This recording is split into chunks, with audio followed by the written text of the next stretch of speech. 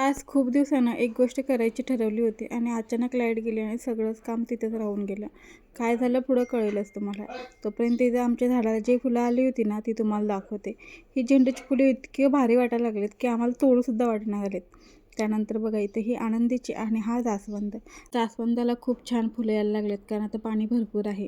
त्यानंतर शेतातला होता तो पालक मी कापून आणला कापून यासाठी आणला, की त्याला अशा बिया धरायला लागलेत म्हणून. कवळी पानं तोडून घेतली आणि मस्त असे 2 ते 3 वेळा पाण्याने धुवून घेतली. म्हटलं आज पालक पनीर करूया. बरेच दिवस झाले पनीर घरात आणलं नव्हतं. काल डीमार्टला गेलो होतो, तर येताना घेऊन आले होते.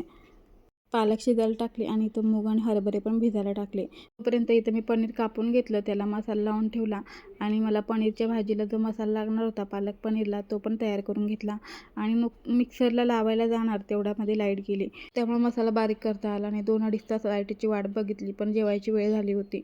लाईट नाही आली म्हणून आम्ही चपाती आणि चटणी खाल्ली. असं झालं होतं माझ्यासोबत.